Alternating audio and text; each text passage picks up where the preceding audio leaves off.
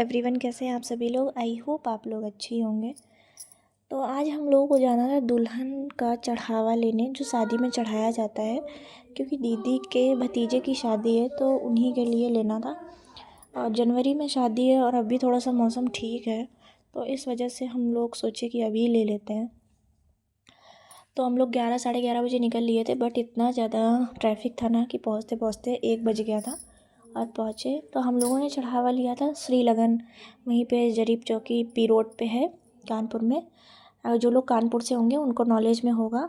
तो श्रीलगन से हम लोगों ने काफ़ी कलेक्शन देखा, बट वो ओल्ड फैशन ही दिखा रहे थे।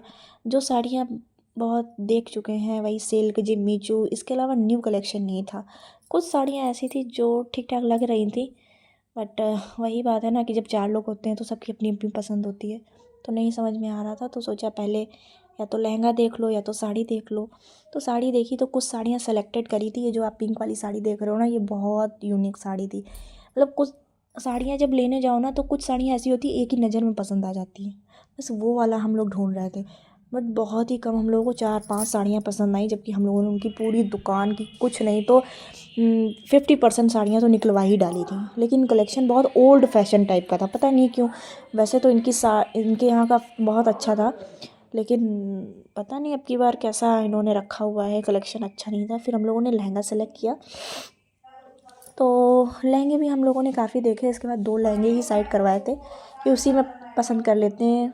मतलब ज़्यादा देखो ना तो फिर माइंड डाइवर्ट होता है, तो इसी वजह से उन्होंने दुल्हन को कैरी करके दिखाया था लहंगा कि आप लोग देख लीजिए कैसा लग रहा है। और ऐसे नहीं समझ में आता है ना, तो 2 लहंगे लिए थे, तो सोचा कि एक कोई और कैरी करके देखे और फिर आमने सामने देखो कौन सा लहंगा ज़्यादा अच्छा लग रहा है।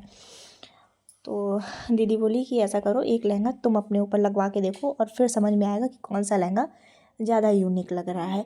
आप लोग भी कमेंट में बताइएगा कि कौन सा लहंगा ज़्यादा अच्छा लग रहा है, जो मेरे ऊपर लगा हुआ है या फिर जो दुल्हन ने कैरी कर रखा है वो वाला लहंगा अच्छा लग रहा है। वैसे मुझे जो मेरे ऊपर लगाया गया था फाइनल वही किया गया है, बट उसमें क्या है ना कि बहुत लाइट वर्क था और बहुत अच्छा फिनिशिंग के साथ था। और जो दूसरा वाला लहंगा इन्होंने पहन रखा है उसमें बहुत बारीकी से काम है और बहुत ज़्यादा वाला वर्क है, तो बहुत ओवर लग रहा था। तो इस वजह से वो मेरा वाला जो मैंने कैरी किया है वो वाला लहंगा फ़ाइनल किया हम लोगों ने।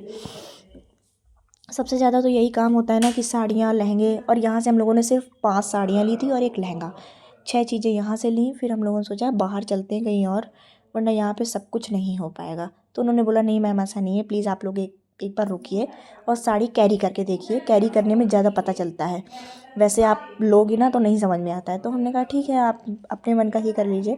तो उन्होंने कुछ साड़ियाँ जो हम लोगों ने सेलेक्टेड करी थी और जो हम लोगों ने हटवाई भी थी, उनके यूनिक पीस थे, उन्होंने अपने दिखाए शोरूम के, तो वो उन्होंने कैरी करके लड़की को दिखाए।